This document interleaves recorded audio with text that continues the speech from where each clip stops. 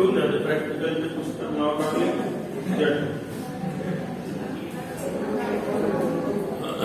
आवाज बंद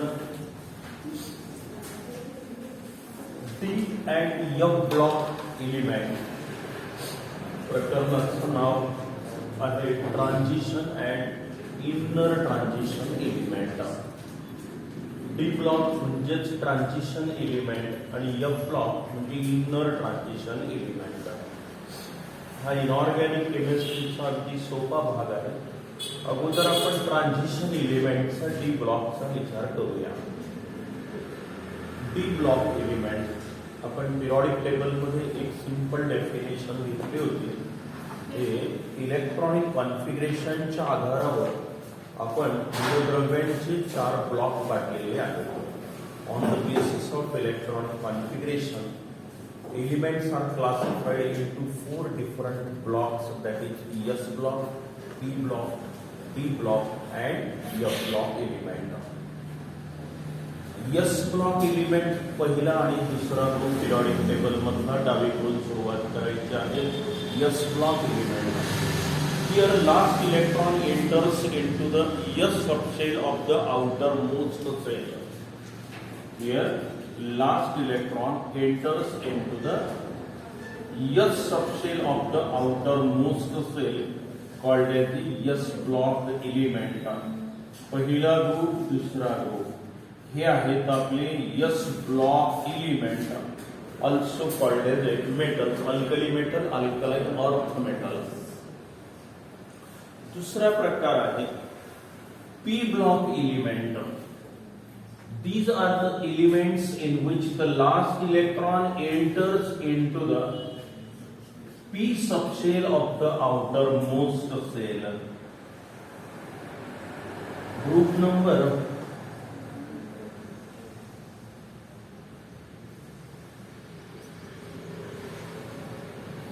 13 ते 18 पर्यंतचे 13, 14, 15, 16, 17 आणि 18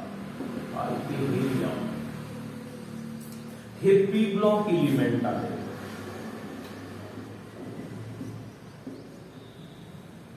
ग्रुप नंबर 13 ते 18 पर्यंतचे पी ब्लॉक एलिमेंट शेवटचा इलेक्ट्रॉन इथे एस सबशेल मध्ये एंट्री घेतो बाहेरच्या सेल मध्ये आणि इथे शेवटचा इलेक्ट्रॉन बाहेरच्या सेल मधल्या पी सबशेल मध्ये एंट्री घेत असतो याचा outer electronic configuration ns2 np1 to 6 राहील p1 p2 p3 p4 p5 p6 इथे outer electron is ns1 and ns2 1 to 2 हे ns आणि हे ns2 त्यानंतर हे झाले पी ब्लॉक एलिमेंट आता या दोघांच्या मधात जे आहेत ते आहेत डी ब्लॉक एलिमेंट या दोघांच्या मधात जे आहेत ते आहेत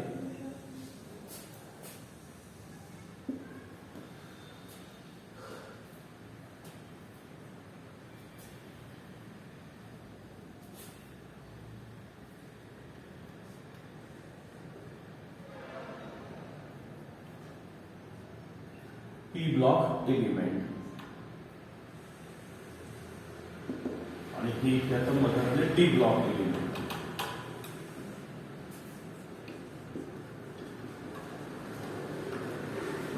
from group number 3, 4, 5, 6, 7, 8, 9, 10, 11,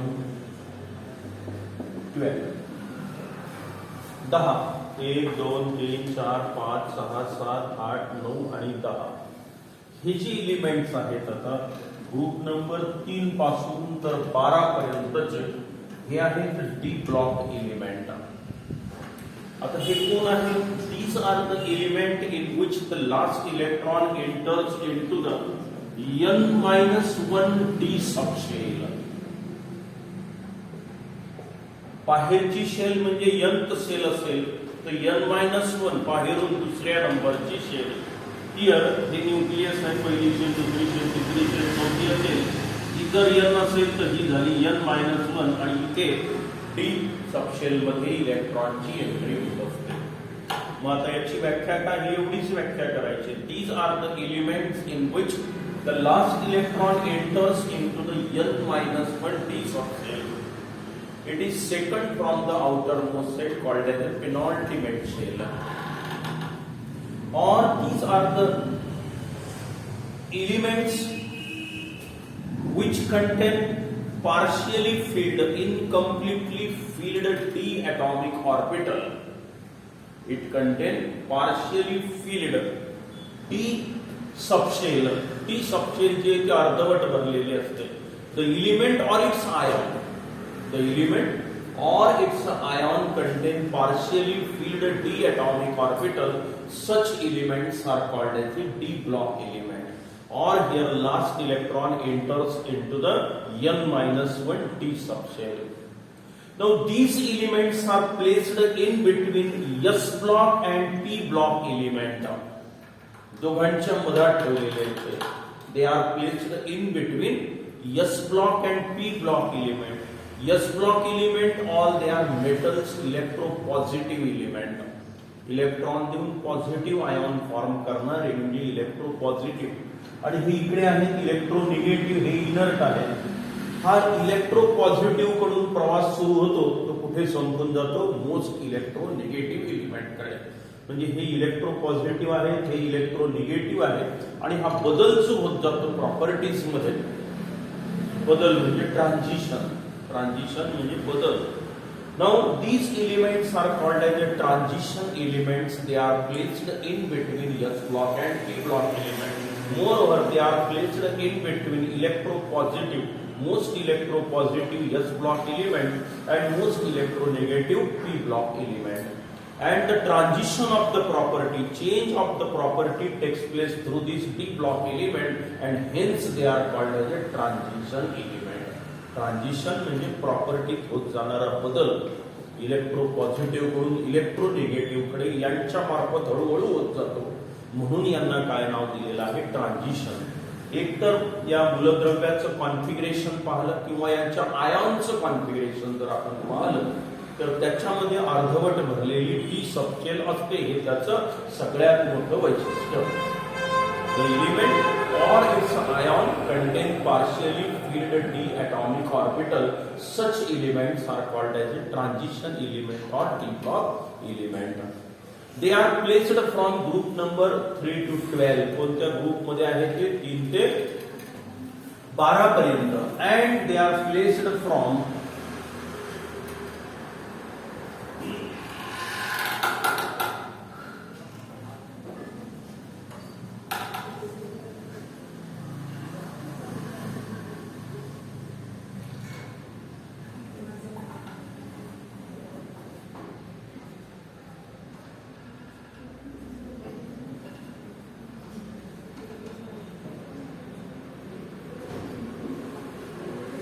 हा इथे हेलियम 2, हा इथे हायड्रोजन. ठीक आहे वन.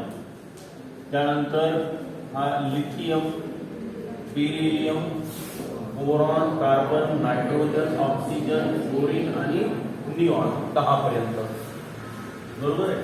हे 3, 4, 5, 6, 7, 8, 9, 10 पाठ करायची गरज नाही तसं तुम्हाला. त्यानंतर मग सोडियम 11, मॅग्नेशियम 12, मॅग्नेशियम नंतर aluminium, silicon, phosphorus, sulphur, fluorine आणि आर्गॉन 18, 17, 16, 15, 14 आणि 13. फर्स्ट पिरियड, हा सेकंड पिरियड, हा थर्ड पिरियड. आणि आता इथून आपले हे इलिमेंट सुरू होतात. Fourth period,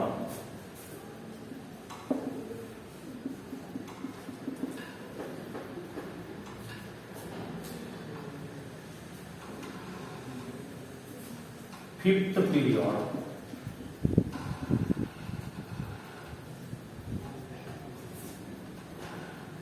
sixth end seventh period.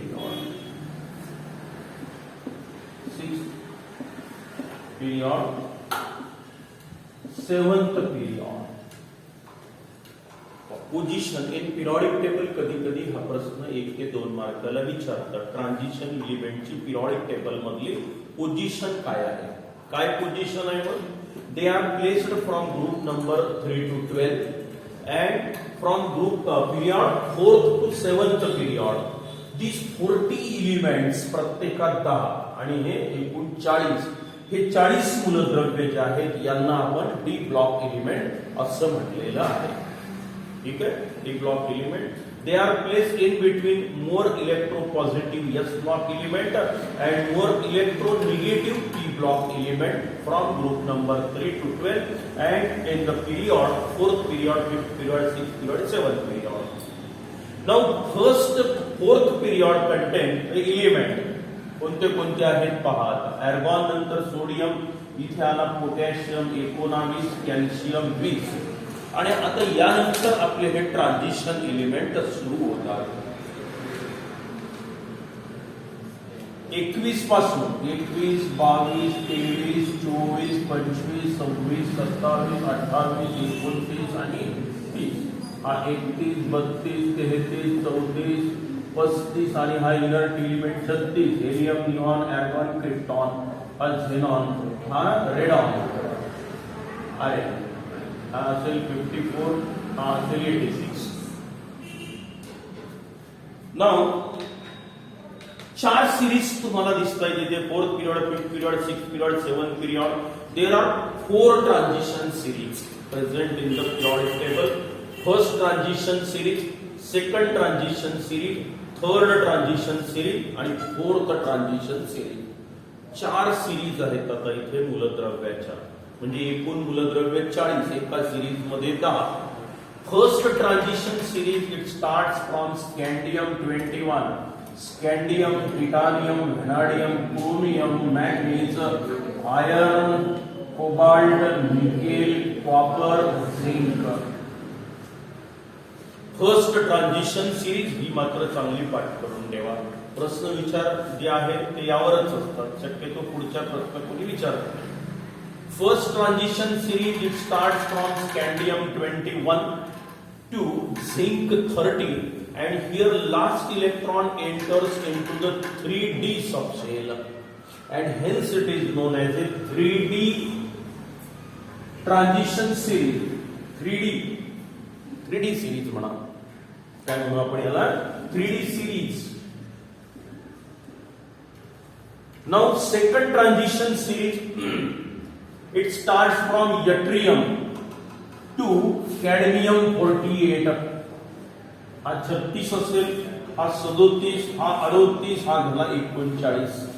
yttrium 39 to cadmium 48. yttrium पासून तर cadmium पर्यंत this is second transition series. Now here last electron enters into the 4D subshell and hence this is known as a 4D series. 3D, 4D, 5D, 6D. कारण electron कोणत्या subshell मध्ये entry घेतो त्यानुसार इथे 3D मध्ये जातो, इथे 4D, इथे 5D आणि इथे 6D मध्ये जातो. म्हणून फर्स्ट ट्रान्झिशन सिरीजलाच आपण 3D सिरीज म्हणूया, सेकंड ट्रान्झिशन सिरीजला 4D सिरीज म्हणूया, थर्ड ट्रान्झिशन सिरीजला 5D सिरीज म्हणूया आणि फोर्थ ट्रान्झिशन सिरीजला आपण 6D सिरीज म्हणूया. ही 5D सिरीज आणि ही झाली 6D series. Now second transition series it starts from yttrium 39 to cadmium 48. त्यानंतर xenon 54, हा 55, हा 56, हा 57, lanthanum La, हा lanthanum, helium, neon, hydrogen, lithium, sodium, potassium, हा रुबिडियम असेल, हा सीझियम असेल, हा फ्रान्सियम असेल, कॅल्शियम, नंतर beryllium, magnesium, calcium, strontium, barium, radium असेल. बरोबर आहे. आता लॅन्थॅनम हा 57 नंतर हा 58 नाहीये तिथे. इथे आलं 39, 40, 41, 42, 43, 44, 45, 46, 47, 48. ओके, इथे तसं नाही. 57 नंतर 58 वा इलेक्ट्रॉन जो असतो तो F मध्ये जातो. म्हणजे ते 58 वाला जो आहे आपण खाली लिहिलेला आहे सिरियम पासून तर ल्युटेशियम पर्यंत जो आहे 71 पर्यंत हे मूलद्रव्य इथे आलेले आहेत ते एफ ब्लॉक एलिमेंट मध्ये जातात. मग 71 नंतर 72 हाफनियम जो आहे हा इथे आला. नंतर मग 73, 74, 75, 76, 77, 78, 79, 80 हा इथे मर्क्युरी येत असतो. म्हणजे ही झाली आपली थर्ड ट्रान्झिशन सिरीज. किंवा here last electron enters into the 5d subshell. This is a 5d series. Then 86 हा 87 हा 88 ऍक्टिनियम 89. त्यानंतर 90 पासून तर पुन्हा 103 पर्यंत या ब्लॉक एलिमेंट येतात. 14 एलिमेंट इथे पण येतात. 103 नंतर इथे आहे रुदरफोर्डियम. 104 पासून तर 112 पर्यंत अननोन एलिमेंट हा शोधायचा आहे. अजून काय जो असेल तो त्याला युबी म्हटलेला आहे तसं त्यांनी. तर हे जे मधले मूलद्रव्य आहेत काही अजून यायचे बाकी आहेत, शोधायचे बाकी आहेत. शोधले, सपोर्ट मिळायचा आलेला आहे. तूर्त हे एवढे सगळे जे एलिमेंट आहेत यांना आपण नाव देऊया आता डी ब्लॉक एलिमेंट. पहा बरं आता यामध्ये आपण अगोदरच सांगितलेलं आहे की शेवटचा इलेक्ट्रॉन हा n-1 डी सबशेल मध्ये जात असतो. And hence its general outer electronic configuration can be written as हे डी ब्लॉक एलिमेंटचं general outer electronic configuration n-1 d 1 to 10 ns 1 to 2. s मध्ये 1 ते 2च इलेक्ट्रॉन राहतात आणि डी मध्ये 1 ते 10 इलेक्ट्रॉन राहतात. एक अपवाद आहे इथे पॅलाडियम पीडी नावाचा ह्या इथे की जिथे NH0 आलेला आहे. पण जनरल म्हटल्यामुळे हेच कॉन्फिगरेशन आपण घ्यायचं. This is general outer electronic configuration of this D block element. हा एवढा पार्ट फक्त. मग आता हे आलं लक्षात काय आहे ट्रान्झिशन एलिमेंट. का म्हटलं यांना ट्रान्झिशन. ट्रान्झिशन म्हणजे बदल. कशातला बदल? प्रॉपर्टीज मधला बदल. कुणीकडून कुणीकडे most electropositive to most electronegative ही जी प्रॉपर्टी मध्ये बदल होत जातो तो via transition, via D block element होतो. म्हणून त्याला नाव दिलं ट्रान्झिशन. आणि या 57 ते 72 याच्या मागे लपलेले ते सगळे 57, 58, 59, 71 पर्यंत मग सुरू झालं. पण इथे मागचे दिसणार नाही म्हणून आपण खाली 2 रांगा लिहिलेल्या आहेत. ते आहेत आपली एफ ब्लॉक एलिमेंट. मग ती इथेच आहे ऍक्च्युअली म्हणून त्यांना इनर ट्रान्झिशन नाव दिलेलं आहे आपण. Last electron enters into the n-2 F subshell by root तिसऱ्या अँटी पेनॉल्टिमेट एफ सबशेल मध्ये एफ ब्लॉक मध्ये एंट्री होत असते. एफ सबशेल मध्ये इलेक्ट्रॉनची एंट्री होत असते इथे. आता तर तूर्त आपण आता या आउटर इलेक्ट्रॉनिक कॉन्फिगरेशनचा विचार करा. मग आता इथे 3D येईल, इथे 4D येईल, 5D येईल, 6D येईल. यांचं जर आउटर इलेक्ट्रॉनिक कॉन्फिगरेशन लिहायचं काम पडलं प्रत्येकाचं तर ते आपण देऊ शकतो.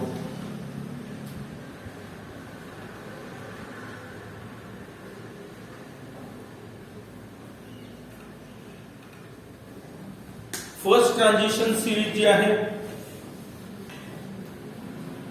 फर्स्ट ट्रान्झिशन सिरीजचा आउटर इलेक्ट्रॉनिक कॉन्फिगरेशन राहील आता 3D 1 to 10 4s 1 or 2 1 to 2 असं लिहिलं तरी चालतं. 3D सिरीज आहे. शेवटचा इलेक्ट्रॉन इथे 3D मध्ये येतो म्हणून 3D 1 to 10 कॅपॅसिटी कितीची आहे 10ची. 1 to 10 4s 1 or 2. त्यानंतर इथे एक अपवाद असल्यामुळे हा झाला 4D 1 to 10 5s 0 to 2. एक पॅलाडियमचा अपवाद आहे इथे की s मधले दोन्ही इलेक्ट्रॉन इकडे शिफ्ट होतात पॅलाडियम मध्ये. 47 एटॉमिक नंबर असेल त्याचा. चालेल. त्याच्यानंतर मात्र हा 5D जो आहे 5D 1 to 10 त्यानंतर 6s2 आणि हे 1 to 2 दिलेलं नाहीये त्यांनी कदाचित अपवाद नसेल तिथे. 6D 1 to 10 आणि हा झाला 7s2. This is the outer electronic configuration of first transition, second transition, third transition and fourth transition series. कुठेतरी नोट्स मध्ये इथे मला वाटतं 0 to 2 दिसतंय. 1 to 10 करायचं आहे. 1 to 2 दिसत आहे तिथे 1 to 10 सर्व ठिकाणी 1 to 10 1 to 10 कारण डी ची कॅपॅसिटी 2 नाही किती आहे 10 ची आहे कुठेतरी मी स्प्रेड झालेला असेल तर हा झाला इंट्रोडक्शनचा भाग. आता याच्या काही 5-6 प्रॉपर्टीजचा अभ्यास आपल्याला करायचा आहे.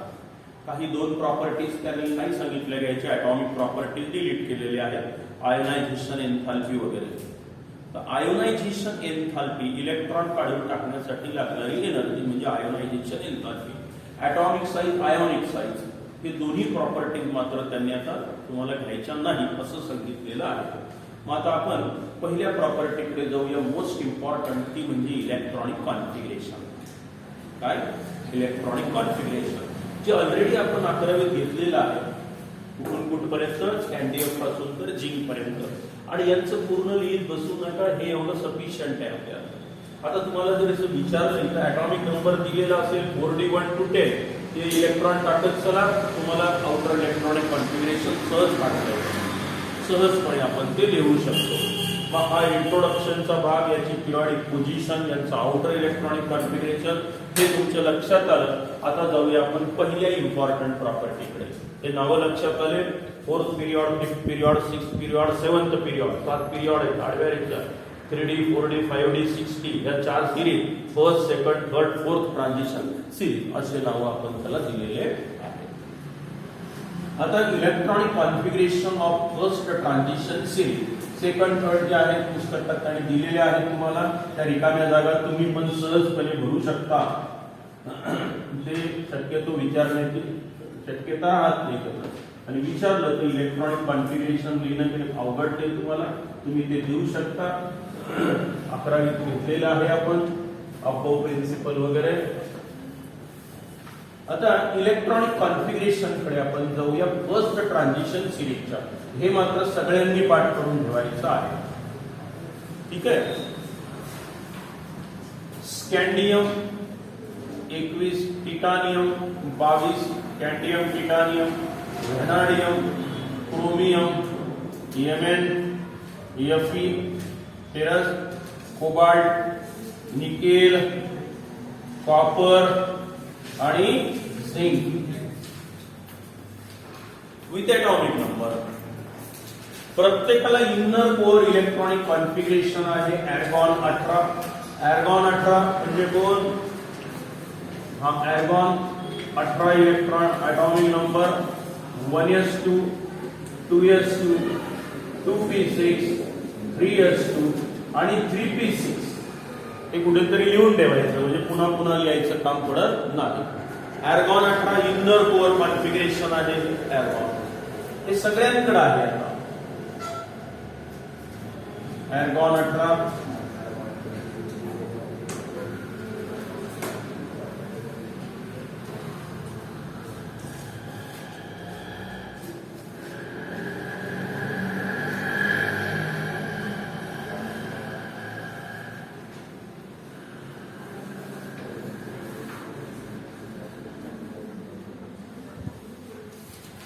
18 नंतर आपला 19 म्हणजे 4s1 19 पोटॅशियम मध्ये. त्यानंतर 20 म्हणजे कॅल्शियम हा झाला 4s2 हे झालं 20 आणि आता 21 वा इलेक्ट्रॉन 4s नंतर 4p मध्ये न जाता 3d मध्ये येत असतो. मग आता याचं कॉन्फिगरेशन झालं 3d1 4s2 ही आतली शेल. बघा आता 21 वा इलेक्ट्रॉन बाहेरची शेल सोडून दिली तिसऱ्या शेल मधल्या डी सब शेल मध्ये आलेला आहे 3d1 4s2. आता एक एक इलेक्ट्रॉन टाकत चला 3d1 3d2 3d3 3d4 3d5 3d6 3d7 3d8 3d9 आणि 3d10 4s2 जसं तसं.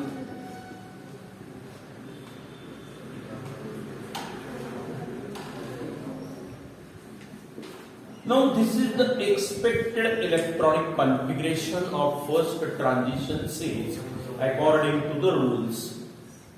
नियमानुसार हे कॉन्फिगरेशन डी ब्लॉक एलिमेंटचं असायला पाहिजे. याला काय म्हटलं आपण आता एक्सपेक्टेड इलेक्ट्रॉनिक कॉन्फिगरेशन. जे आपले नियम आहेत त्यानुसार आता आपण डी सबशेल मध्ये इलेक्ट्रॉनची भरती केलेली आहे 1 ते 10 पर्यंत. पण स्पेक्ट्रल अनालिसिस किंवा काही पुरावे असे दिसून येतात की यांचं कॉन्फिगरेशन काही ठिकाणी बदललेलं दिसून येतं. त्याला आपण ऍक्च्युअल इलेक्ट्रॉनिक कॉन्फिगरेशन म्हणूया. हे काय झालं, एक्सपेक्टेड इलेक्ट्रॉनिक कॉन्फिगरेशन आणि एक्झॅक्ट इलेक्ट्रॉनिक कॉन्फिगरेशन आहे ते काही ठिकाणी आपल्याला बदल झालेला दिसून येतो आणि हा बदल फक्त 2च ठिकाणी दिसून येतो, क्रोमियम आणि कॉपर. आता क्रोमियम मध्ये काय झालेलं असतं तर ऍर्गॉन 18 जसाच्या तसा हा 3d4 च्या ऐवजी 5 होतो आणि हा होतो 4s1. आणि या कॉपर मध्ये ऍर्गॉन 18 जसाच्या तसा आहे आणि हा 3d9 च्या ऐवजी 3d10 आणि 4s1 होतो. बाकी मात्र कुठेही इलेक्ट्रॉनिक कॉन्फिगरेशन बदलत नाही. हे exact electronic configuration, this is expected electronic configuration. आता हे पुन्हा लिहायची गरज आहे का? ठीक आहे, हे जसंच्या तसंच आहे, याला पुन्हा लिहित नाही. फक्त 2 ठिकाणी मात्र आपल्याला बदल दिसून आलेला आहे. हे 2 अपवाद आलेले आहेत इलेक्ट्रॉनिक कॉन्फिगरेशन झिंकचं जसंच्या तसं, काही प्रॉब्लेम नाही. प्रत्येक ठिकाणी तुम्हाला या डी सबशेल मध्ये अर्धवट भरलेली दिसेल एक्सेप्ट झिंक. झिंक मध्ये मात्र भरलेला आहे, पण याचा आयाम जर तुम्ही बघितला तर तो पार्शियली फिल्ड असतो. म्हणजे खऱ्या अर्थानं हा झिंक डी ब्लॉक मध्ये बसत नाही मूळ डेफिनेशन मध्ये. म्हणून याला किंवा ते शेवटचे जे आहेत म्हणजे आपल्या 12व्या ग्रुप मधले एक कोण आला हा झिंक, त्याच्यानंतर तो आला कॅडमियम, नंतर मर्क्युरी आणि तो अननोन एलिमेंट. यांना सुडो ट्रान्झिशन म्हटल्या जातं. सुडो ट्रान्झिशन कारण तो त्या डेफिनेशन मध्ये फारसा बसत नाही, व्हॅकंट नाही इथे डी सबशेल म्हणून. पण असू द्या, तरी तो डी ब्लॉकच आहे. शेवटचा इलेक्ट्रॉन आलेला आहे डी सबशेल मध्ये म्हणून आपण त्याला डी ब्लॉक एलिमेंट म्हणतो. पण ते सुडो म्हटलं जातं त्याला, पण आहे तो डी ब्लॉक मध्ये. मग आता हे 2 बदल कशामुळे झाले याचंही उत्तर आपण 11वीतच घेतलेलं आहे. Special stability rule associated with half filled subshell, special stability rule associated with full filled subshell and half filled subshell. बस हे 2 वाक्य आले पाहिजे. इलेक्ट्रॉनिक कॉन्फिगरेशन स्टेबल कोणतं असतं? एक, जर समजा आउटर शेल पूर्णपणे भरलेले असतील मोस्ट स्टेबल, एखादी सबशेल पूर्णपणे भरलेली असेल ते पण स्टेबल असतं आणि एखादी सबशेल अर्धी भरलेली असेल तर ते पण स्टेबल इलेक्ट्रॉनिक कॉन्फिगरेशन असतं. मग यांना काय म्हटलं आपण? Special stability rule associated with full filled subshell, half filled subshell. बरोबर आहे.